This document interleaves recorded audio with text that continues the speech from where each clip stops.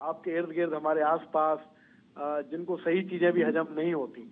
और इसमें कोई दुराय नहीं है कि इस आतंकी हमले का पुरजोर जवाब देना तो सरकार के सामने चुनौती है ही। बिल्कुल। हमारे देश में, हमारे प्रदेश में लॉ एंड ऑर्डर को बनाए रखना भी सरकार की बड़ी चुनौती है, क्योंकि जो आप कह रहे हैं अगर उसी को मैं दोहराऊं तो उसमें कुछ गलत नहीं है।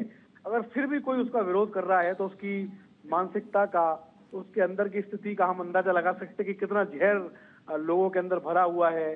लोगों को सिर्फ एक मौका चाहिए माहौल खराब करने के लिए। लेकिन उम्मीद है कि जयपुर की जो परंपरा रही है गंगा जमुनी तहजीब की, बिल्कुल। और जो प्रोएक्टिव पुलिसिंग खासकर जयपुर के police commissioner Biju George Joseph की अगुवाई में हो रही है, वो खुद मौके पर है। इसीलिए मैं तारीफ करता हूं जयपुर के पुलिस कमिश्नर की कि छोटे से बड़ा मुद्दा हो विजेंद्र, वो खुद मौके पर होते हैं, कोशिश करते हैं स्थिति खराब नहीं हो। और अभी तो वाकई स्थिति को संभालने का समय है। अभी हमें नहीं, लेकिन मुझे समझ नहीं आ रहा कि भाई जो इसमें शामिल हैं और जिनके समर्थक बताए जा रहे हैं, एक तरफ बालमुकुंदाचार्य जी और दूसरी तरफ रफीक खान जी, दोनों ही विधायक हैं, तो दोनों गायब कहां हुए?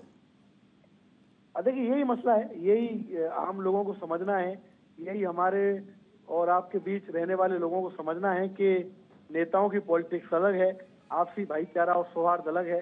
अगर छोटी छोटी बातों पर हम यूं तनाव बढ़ाएंगे तो मुझे लगता है कि देश के दुश्मनों से ज्यादा खतरा फिर हमें अपने लोगों से है। अभी चुनौती वो नहीं है कि हमें देश के दुश्मनों को जवाब देना है। अगर छोटे छोटे मसलों पर हम खुद इस तरीके से माहौल खराब करेंगे, और जयपुर की तो अपनी एक परंपरा रही है, अपनी एक सद्भाव की मिसाल रही है। बिल्कुल। जब इस तरीके की घटनाएं ऐसे माहौल में होती है विजेंद्र, तो वो नेशनल न्यूज बनती है। पूरे प्रदेश में होता है कि जयपुर में माहौल खराब हो गया, किसी चीज को लोग झगड़ गए।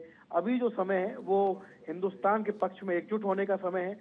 जिन लोगों ने आतंकी हमले में अपनी जान गंवाई है, जयपुर का एक युवक नीरज भी इन हमलों में शहीद हुआ है, अपनी जान उसने गंवाई है। अभी कम से कम उनके साथ खड़े होने का समय है।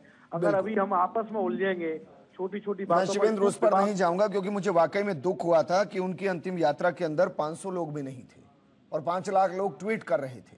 तो ये तो जमीनी हकीकत और हमारी सोशल मीडिया की जिंदगी की हकीकत है।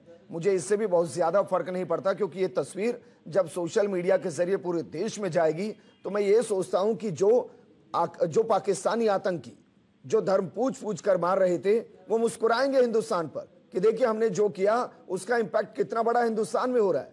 तो हम जीत नहीं रहे इन तस्वीरों के जरिए, और ये विधायक को भी समझना चाहिए, ये कार्यकर्ताओं को भी समझना चाहिए, और ये देश के हर नागरिक को समझना चाहिए। उनकी कोशिश तो यही थी विजेंद्र। अगर इस तरीके की खबरें आई हैं कि उन्होंने धर्म पूछकर लोगों की हत्या की, उन्होंने ये बोलकर हत्या की कि आपको कलमा पढ़ना आता है कि नहीं आता, उन्होंने कपड़े खोलकर लोगों को चेक किया, तो उनकी कोशिश तो यही थी कि हिंदुस्तान को बांटा जा सके, हिंदुस्तान में एक नया गृहयुद्ध पैदा किया जा सके, हिंदुस्तान में तनाव बढ़ाया जा सके।